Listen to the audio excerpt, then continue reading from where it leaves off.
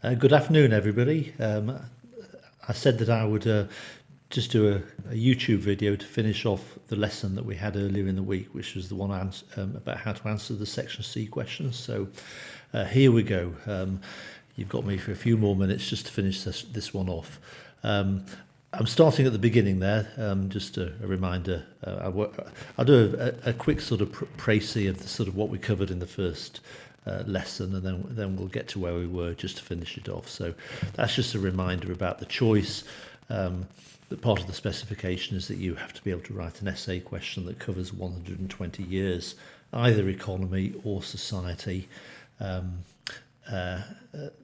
at least is the usual rule. So there's our big picture. Don't need to talk about that. And that's just a reminder of where we'll be going in the next lesson. Again, I don't need to sort of repeat that message. So we looked at the format that it can take, and usually it's either economy or society. Not always the case. 2019 it was 2 economy questions, and then we looked at typical questions, and as I say, I will be setting your next essay question from that list, okay? And it won't be the one that we used in the last lesson as a worked example. And we talked about, generally speaking, you tend to get those 2 types of questions. And where do you get the information from? Well, we have done 7 bespoke lessons about the economy that's covered the 120 years. So we're now in a position that we've covered the content, but it's not just those 7 bespoke lessons. There are the 7 lessons. We often touch upon economy when we do the depth studies. So really has to be a global thing, okay? So it's really a sort of a big picture type of question. It's everything that you know in terms of the growth of the economy. So challenging question, but also quite an exciting question to answer, because it's a real sort of test of what you do know and your understanding. So we looked at a worked example, if you remember, and very typical question. A lot of the questions are about government intervention. And we sort of considered one approach, if you wish to use it, would be the topic proposition approach, which basically creates those 4 building blocks. And we looked at what that might look like, okay? And where you can get these sort of information there. Certainly if you go to the mark schemes, and we've got mark schemes, remember, for the specimen papers and for the actual live papers that were set in 2017, 18 and 19, you go to the back of the mark scheme and you've got the indicative content, very useful. And they always sort of like give those, break it down into arguments that support the proposition and arguments and evidence that challenge the proposition. So that's useful. It tells you what the examiners are looking for. So certainly, if you're given a question about to what extent did government intervention cause prosperity, then they're saying you mustn't just talk about government intervention. You've got to basically weigh government intervention over time against other factors. Okay, and the other factors, there's a whole range of different things that you could consider. It could be external influences, it could be the market economy, the free market economy, and so on and so forth. It could be the sort of the cartels and business initiative and banking. There's lots of different things that you could bring in. It's not just about government intervention. Okay, and I pointed you at a very similar example that was actually given a level 5 in the examination, not the examination that's used in the revision guide, and that's very interesting because as we saw there, level 5 is an A-star response, and you actually look in detail at that,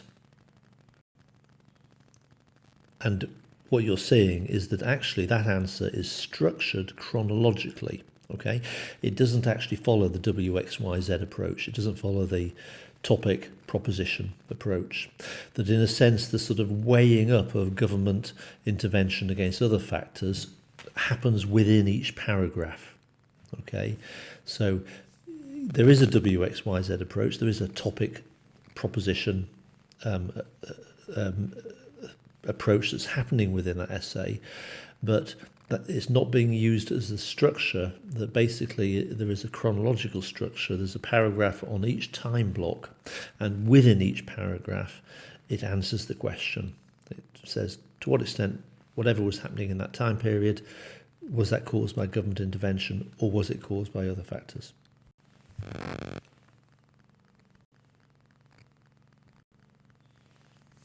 So that's a pretty useful handle. So if you get a question, a development, an economy breadth study question on government intervention, or it could be to what extent did external factors cause government prosperity, cause German prosperity, or it could be to what extent did market forces cause German prosperity. Whatever the question happens to be, one approach then, using that example in the revision guide, would be simply to write an introduction, then write 6 paragraphs, and each paragraph looks at a different time period, then have a conclusion, so a sort of 8-paragraph answer. Okay, and that was the sort of structure that was used in that model example that got a level 5 that was in the revision guide. Okay, so that's a useful thing to know. Now that of course is what we call a analytical narrative, an analytical narrative. Now we've kind of, just by the end of the lesson, we kind of got to this slide, so I'm just going to now slow down and sort of pick up and finish off where we left off. So structuring your answer as an analytical narrative seems to be an avenue to the top marks. Okay, so the modelled answer that we just looked at includes 1 paragraph on each of the 6 major time periods, and the analysis is within each paragraph. So within each paragraph you've got the topic, which is German prosperity, being weighed up against the proposition, which is government intervention caused it, or other factors. Okay, so you've got the WXYZ approach happening within the paragraph. Now, point number 4 then says, be careful with that approach. It is an effective approach, okay, there's a modelled example in the revision guide, but there's also a risk that what you end up doing is you write 6 unconnected mini essays. So you write a really good analysis in paragraph 1 about the Kaiserreich, okay, and then you write a really good analysis in the next paragraph about Germany in World War I or whatever, a really good analysis in the next paragraph about the Weimar period, okay, but there is a risk that you kind of, once you leave one time period and then you move on to the next paragraph, which is about another time period, that in a sense you're writing like 6 separate little essays. And as you can see, I've said there, although that example was given level 5, I personally would have given it a low level 5. And the reason for that is that example we saw in the revision guide kind of makes that mistake. There isn't a connecting thread that weaves it together. It's almost like 6 mini essays. Okay, so that model answer kind of like falls into that trap. So how do you address that? Well, one way of addressing it is you could basically forget the analytical narrative approach and do the first quarter of the essay is on the topic, and the second quarter is the argument that supports the topic. Government intervention did cause prosperity. And then the third quarter turns that around and says government intervention did not cause prosperity. And then the fourth quarter basically says there were other causes of prosperity. And I put, this might work, but again, there's a risk attached, because you could then end up writing 4 mini essays without a connecting thread. Okay. So in a sense, the problem with that is that you lose the opportunity to move backwards and forwards between argument and counter-argument within the various time periods.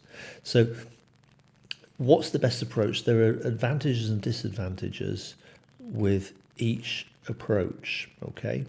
Now, probably point number 7, on balance, I think if I were you, I would probably take the analytical narrative structure, okay? In other words, 6 paragraphs, one on each time period, and build your analysis within each of those paragraphs. That's kind of like probably what my gut feeling would be. But in the end, it's whatever you feel most comfortable with.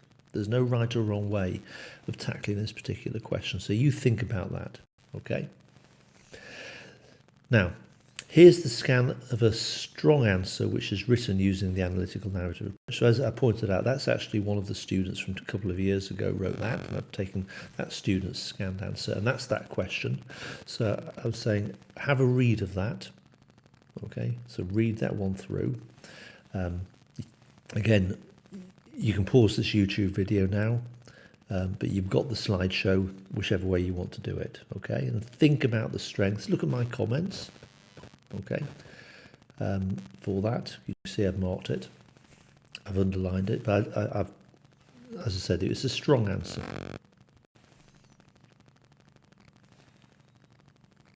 Gives you a sense of how much you could write as well.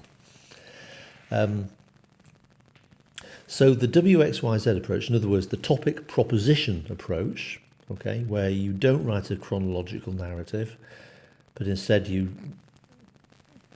take that approach where the first quarter of the essay looks at the topic and the second quarter looks at the proposition, argument for, etc. Okay, that probably works best if the question is of a particular type, and what we're talking about here is the type of question that hones you in on a specific time period and asks you to compare that against other time periods. For example, this one. Okay, so there are some questions in the breadth study question that actually say, here, look, here's one of the time periods. Was this the most important time period? Okay, that sort of question. So here you've got, how far do you agree that the policies of the Nazi government had the most significant impact on German industry in the years 1871 to 1990? Okay, now so clearly the topic, okay, or clearly sort of the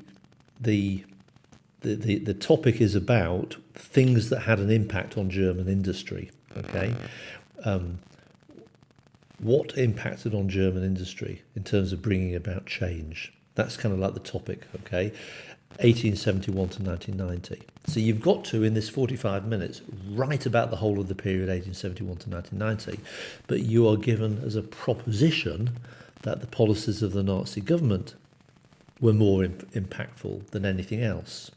Okay, so you need to therefore work out a structure that kind of makes sure that you don't want to kind of like relegate the paragraph about the Nazi period to sort of paragraph 4, okay? Because clearly you are being given the proposition that the Nazi government had a big impact. So you therefore need to bring that to the forefront of your answer. But at the same time, you've also got to cover the whole 120 years. So that I would suggest be the type of question where you could perhaps apply the WXYZ approach, topic proposition, because it would ensure that the Nazi period kind of like was given prominence, but it would also then give you the scope to weigh and balance that against other factors. So I think, again, what you need to do is have a look, go download the slideshow and read that answer. Now, that was the answer that was in the examiner's report. And remember, that's one of the wonderful things about using the examiner's reports, because the examiner's reports upload into the examiner's report real live scanned answers. Okay? So you can sort of see here, this candidate, this is a live answer from an actual exam, and that you can see the candidate has mapped out. It's interesting how they've done that. They're very conscious of the fact it's about impact. They've thought about type of industry, long-term employment, growth of Germany, and they've taken Bismarck, the Nazis, post-war. Okay. Broadly speaking, they've broken it down to 3 time periods, and they've obviously started to think about the type of factors. So think about that approach. okay, and then read that answer, mindful of the fact it got a level 5, and think about the structure, okay. I would actually deconstruct that backwards in the sense, find a heading for each paragraph and then make bullet point notes from each paragraph and then look at it and think, well, that basically is the plan, okay, and you will learn a lot from that. Okay, again, it gives you a sense of how much the candidate managed to write in 45 minutes. So there was the comment. This essay engages with the debate and is well informed. There's a clear judgment in the opening paragraph that states that the post-1945 period was of greater significance than the Nazi period.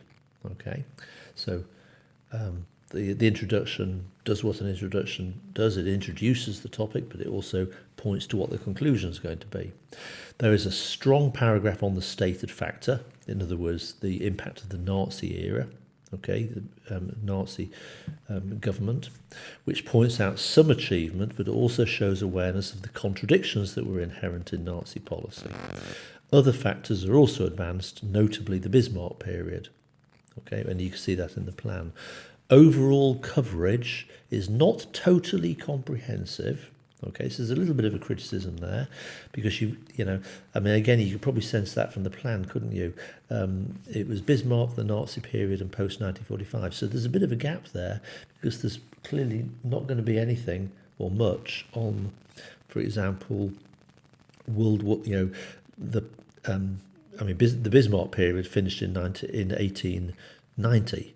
So there's a bit of a gap from 1890 up to the Nazi period, 1890 until 1933. There's kind of like a 43-year gap there, isn't there? So when they say overall coverage is not totally comprehensive, that's a criticism, okay? But the lively, thoughtful and substantial debate certainly merits level 5. So that answer, I don't know what marks it would have got, but level 5 is usually sort of 16 marks and up. So it probably would have got about 16 out of 20, okay? So useful, okay? And then I've done this final 3 slides, a couple of slides that just takes you through a few additional points I just want to quickly take you through, okay? So when you write answers in section C that cover the 120 years, number 1, it is crucial that you cover the whole of the 120-year time period, which starts in 1871 and finishes in 1990. So including the introduction conclusion, if you take the analytical narrative approach, you're writing 8 paragraphs in just over 40 minutes, okay? Which averages about 5 to 6 minutes per paragraph. Probably best to think 5 minutes per paragraph, okay? So think about those 6 paragraphs. Those, you know, you've got your introduction, then you've got 6 paragraphs, then you've got a conclusion. Well, in the end, you know, you haven't got very long. So you have to remind yourself, this is not about in-depth, it is about breadth, okay? So the timing and the pacing is crucial. You need to be really succinct, keep your pen moving, make key points with some precise knowledge, and then move on. And therefore, I'm saying you should really practice at home writing these types of answers. Okay, because a classic mistake is, if you think about it, you can get really caught up in writing a great paragraph about the Kaiserreich, and then you write a great paragraph about Germany in World War One, and then you write a really great paragraph about the Weimar era, and you've got yourself up to 1933, and you're out of time. Yeah, 45 minutes is up because you've got too involved. And that will destroy your answer because you've got to cover the 120 years. Okay, so you've got to be very well disciplined to let go of one time period before you move on to the next. Okay, so that's the first point. Number 2, when writing your paragraph about the Kaiserreich 1871 to 1914, it's natural to write about protectionism in the late 1870s and the naval building from the 1890s. Okay, but don't forget to cover the period 1871 to 78, because remember, the dates in the question, it begins with 1871, and there have been too often in the past candidates have started their answer in 1879. Okay, so say something about the early period. It would seem to be sensible to explain how Bismarck formed an alliance with the National Liberals in the Reichstag in order to pass a series of laws you hopefully will remember, which brought about greater economic unity, the common currency, weights and measures standardised, import duties between the states removed, a national bank was set up, and so on and so forth. Okay, so that's that one. Next one. When you're writing about the Weimar Republic, 1919 to 32, remember to give the most emphasis to the years 1930 to 32. Okay. Yes, you've got to talk about the 1920s and about the Dawes Plan, and, whatever you want to mention there. That's what most candidates will do. Okay, but too often candidates forget to mention 30 to 32. Now remember, 30 to 32 was the year the Great Depression hit Germany in 1929. Hitler hasn't taken power yet. It's the sort of final death throes of the Weimar Republic before Hitler took power in 1933. And the Chancellor during this period was Brüning. And Brüning was nicknamed the Hunger Chancellor because his policy was deliberately non-interventionist. Okay, so there was very little government intervention. It was almost like the government took a completely hands-off approach and just says, leave it to market forces to sort out the Great Depression. Okay, so given the fact that you get these so many questions about government intervention, it's surprising how many candidates forget to mention that key point. This is what I'm saying there. Okay, number 4, when writing your paragraph about the Third Reich, 1933 to 45, it's 12 years. So don't treat the Third Reich as a whole unified period. It wasn't. Now remember, we did 2 whole lessons. We did one on 1933 to 39, in other words, the Third Reich before the war started, and then we did another lesson on 1939 to 45, which was the Third Reich during World War II. My suggestion is actually you break it into sort of like 3 time periods. And again, you've only got 5 minutes, 5-6 minutes to write about the Nazi period. So you've got to be writing fast, you've got to be very succinct. But if you think to yourself, 1933 to 36 were times of rapid recovery. 1937 to 41 was rapid preparation for war. And I know you're thinking, well, hold it, the war broke out in 1939, but that's the whole point, you remember, that the Nazis did not want the war to break out in 1939. They were planning for it to break out in the early 1940s. It broke out sooner than they expected. And that period, 37 to 41, was a period in which there were staggering military successes at the beginning of the war in spite of economic inefficiency, which was all about Goering and the 4-year plan. The early period, 33 to 36, is all about Schacht. Okay, 37 to 49 is about Goering and the 4-year plan, which was very inefficient, but nevertheless militarily Germany did well. And then the final period, 42 to 45, is almost that sort of like inverse thing, where the German economy became very efficient, but of course it was too little too late, and in spite of that efficiency, the economy collapsed because, of course, the war was turning against Germany, and that's where you talk about Todt and Speer. Okay, so make sure you know the Nazi period well. It's kind of like at the centre of the essay, so it's like the cornerstone, the keystone of the essay, really. So you need to make sure when you're writing about economic developments, 1871 to 1990, although you're covering 120 years, the middle period, the Nazi period, is kind of like the focus, it's the centre bit. And then number 5, when writing about West Germany, 1949 to 1990, it's natural to focus on the economic miracle of the 1950s because we did 4 or 5 lessons on it, okay? But don't forget to talk about 1960 to 1990, okay?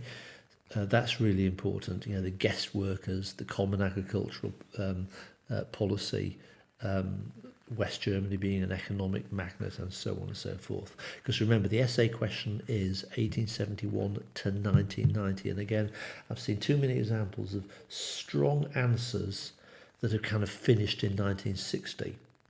You don't want that to happen, okay? So that's that.